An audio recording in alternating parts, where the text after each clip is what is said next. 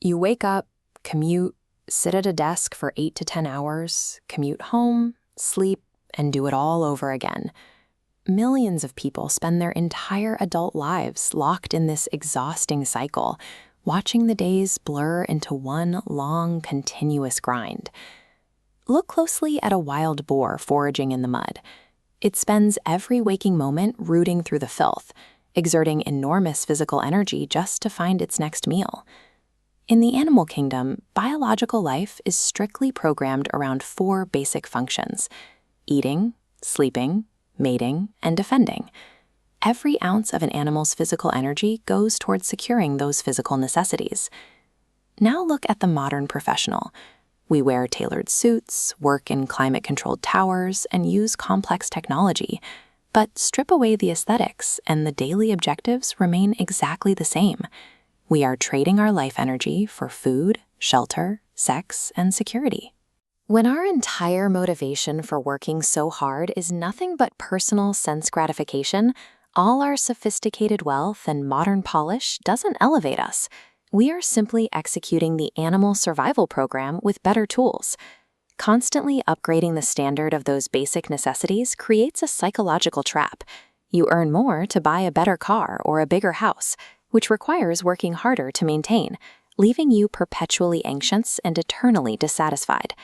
The ancient Vedic texts describe this specific feudal loop as Shrama Eva hi Kevalam.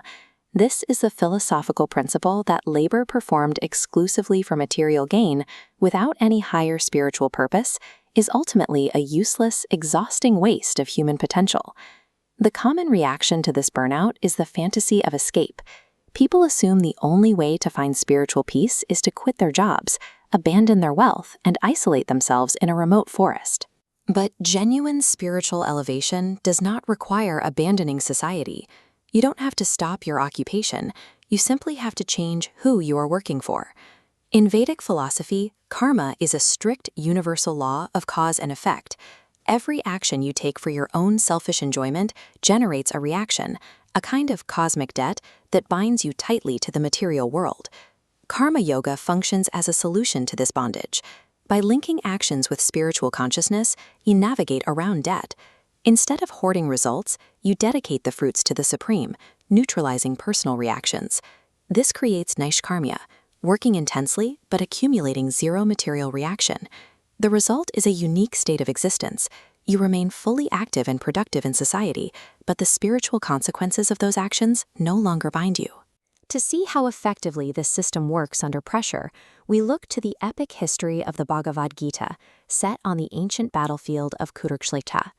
The great warrior Arjuna faced an intense crisis. Seeing his relatives and teachers on the opposing side, the emotional toll overwhelmed him, and he wanted to walk away from his duty.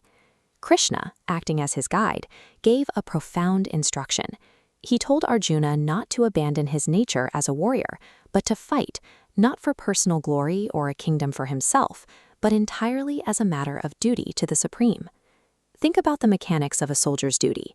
If an ordinary citizen kills someone for personal gain, they are tried for murder and condemned. But when performed by a soldier under strict command of the state, they incur no legal guilt. Instead, they are decorated with medals. Arjuna achieved absolute spiritual perfection, not by dropping his responsibilities and meditating in a quiet cave, but by fighting his hardest. His extreme labor on the battlefield was transformed into a pure, divine offering. You don't need to be an ancient warrior on a chariot to practice this philosophy today. The mechanics applied directly to your current life.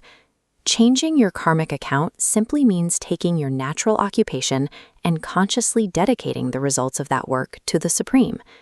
Whether you are writing code, cooking a family meal, or managing a team, those mundane tasks become acts of devotion the moment the intention shifts from individual ego to service. This mental shift also happens to be a perfect cure for workplace anxiety. When you stop viewing yourself as the ultimate enjoyer of the results, the crushing psychological burden of success or failure completely disappears. This shift in consciousness marks the transition from the animal grind to human perfection.